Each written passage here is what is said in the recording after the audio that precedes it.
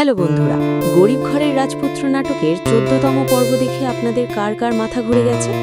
মেঘলা এখন শালিমার বিল্ডার্সের মালিকের মেয়ে হিসেবে নিজের ক্ষমতা দেখাতে শুরু করেছে। গত পর্বে আমরা দেখলাম অনেকের পরিবারের অহংকার চূর্ণ করতে মেঘলা তাদের জুতো দিয়ে নিজের গালে থাপ্পড় মারার শর্ত দেয়, আর নিজের ব্যবসা বাঁচাতে অনেকের বাবা ও তার পরিবার সেই অপমান সহ্য করতে বাধ্য হয়। কিন্তু এরপর কি অনেক কি চুপ করে থাকবে? ১৫তম পর্বে আমরা দেখতে পারি অনেকের পাল্টা আঘাত। অনেক এখন মরিয়া হয়ে উঠবে মেঘলার আসল পরিচয় সবার সামনে ফাঁস করতে। সে হয়তো ভাবছে মেঘলা কোনো অবৈধ উপায়ে এই ক্ষমতা পেয়েছে। অন্যদিকে মেঘলা তার বস্তির বাবা মায়ের প্রতি ভালোবাসা এবং বড়লোক বাবার আভিজাত্যের মাঝে এক অদ্ভুত দ্বন্দ্বে পড়বে। তার বড়লোক বাবা হয়তো চাইবেন মেঘলাকে বস্তির সংস্পর্শ থেকে সরিয়ে আনতে, কিন্তু মেঘলা কি তা পারবে?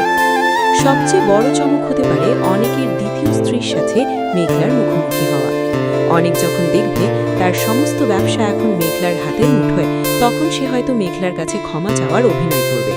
কিন্তু মেঘলা কি তাকে ক্ষমা করবে, নাকি আরও বড় কোনো শাস্তির ব্যবস্থা করবে? এই নাটকে এখন মূল লড়াইটা হচ্ছে অহংকার বনাম আত্মসম্মানের।